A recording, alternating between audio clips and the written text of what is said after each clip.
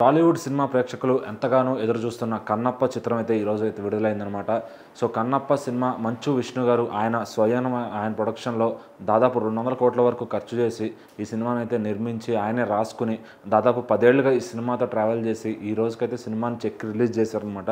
So మరి ఈ సినిమాలో మెయిన్ హైలైట్స్ ఏంటంటే అటు కేరళ నుంచి మోహన్ లాల్ గారిని తీసుకోవడం, అట్లా హిందీ నుంచి అక్షయ్ కుమార్ గారిని తీసుకోవడం, సో మన తెలుగు నుంచి ప్రభాస్ గారిని తీసుకోవడం, వీళ్ళందరినీ కాస్టింగ్ చేయడం వల్ల అట్లానే హీరోయిన్‌గా కాజల్ గారిని ఇంకో కొత్త అమ్మాయిని తీసుకోవడం.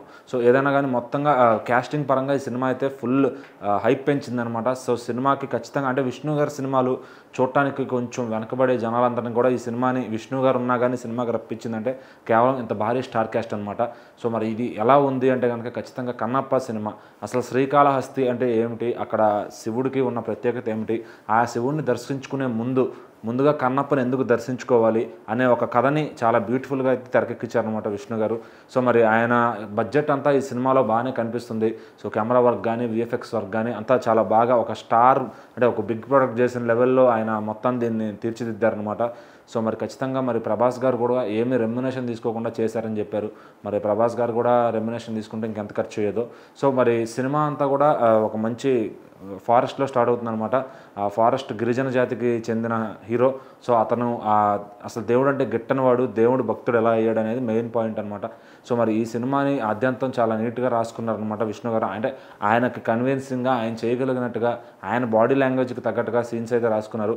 అయితే ఓవరాల్గా రొమాన్స్ డోస్ మాత్రం మితిమీరిందని అందరూ మాట్లాడుకుంటున్నారు. కొంచెం అది కానీ ఆ లెంత్ కట్ చేస్తే సో ఖచ్చితంగా ఫ్యామిలీస్ అందరూ కూడా పిల్లల్ని తీసుకెళ్ళి హ్యాపీగా చూడదగిన చిత్రం అవుతుందన్నమాట ఇది.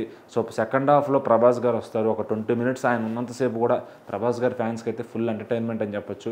సో ఆయన చెప్పే డైలాగులు, అలాగే హీరోని అటు నాస్తికుడి నుంచి ఇటు భక్తుడిగా మార్చేటువంటి ఆయన చెప్పే డైలాగులు కానీ, సో ప్రభాస్ గారు స్క్రీన్ మీద ఉన్నంతసేపు కళ్ళు తిప్పుకోలేమన్నమాట. సో ఫస్ట్ హాఫ్లో మరి హీరో గారి సాంగ్స్కి కానీ వాటికి జనం లేచి వెళ్ళిపోవడం అయితే మనం చూస్తున్నాం. సో ఏదేమైనా కానీ విష్ణు గారు రాసుకున్నదంతా కూడా ఆ రొమాన్స్ పార్ట్ అనేది కొంచెం తగ్గిస్తే ఖచ్చితంగా ఈ సినిమా వేరే లెవెల్లో ఉండేది. సో మరి బాహుబలితో కూడా పోటీ పడేదేమో. సో మరి ఈ సినిమాకి మరి ఇంకా నెక్స్ట్ ఏమన్నా కథని సీక్వెల్గా తీస్తారా అని కానీ ఏం చెప్పలేదు, కానీ లాస్ట్లో ఒక మంచి పాయింట్తో ఎండ్ చేశారనమాట. సో ఇందులో అక్షయ్ కుమార్ గారు అట్లనే కాజల్ గారు శివుడు పార్వతులుగా చాలా చక్కగా సరిపోయారు. సో విష్ణు గారు కూడా ఎప్పుడు అంటే ఆయన కెరీర్ బెస్ట్ యాక్టింగ్ చేశారనమాట. సో ప్రభాస్ గారి కోసం అని వెళ్ళిన ప్రతి ఒక్క ఆడియన్కి బయటకు వచ్చేటప్పుడు విష్ణు కూడా బాగా చేశాడరా అనే ఒక తృప్తితో బయటకు వస్తారు. సో ఓవరాల్గా ఏంటంటే అలా లెంత్ అనేది ఇప్పుడు ప్రాబ్లం అవుతుందన్నమాట. మరి 2.5 అవర్స్లో ఎందుకు సినిమాని కుదించలేకపోతున్నారు, ఆ ల్యాగ్ సీన్స్ అనేవి ఏమేమి ఉంటాయో అవన్నీ తీసేస్తే కరెక్ట్గా చెప్పాలనుకున్న పాయింట్ కరెక్ట్గా చెప్తే బాగుంటుంది కదా అని చాలామంది ఆడియన్స్ అయితే అభిప్రాయపడుతున్నారు. సో నాకైతే ఈ సినిమా పర్టికులర్గా విష్ణు గారి నుంచి చాలా మంచి యాక్టింగ్ తీసుకున్నారు, ఆయన బాగా తీశారని చెప్పి నాకు అర్థమైంది. సో ప్రభాస్ గారు కూడా అసలు ఉన్నంతసేపు అల్లాడించారు సినిమాని. సో ఇంకా మిగిలిన పాత్రలు మోహన్ బాబు గారు కూడా ఆయన దైన శైలిలో ఆయన బాగా యాక్ట్ చేశారు.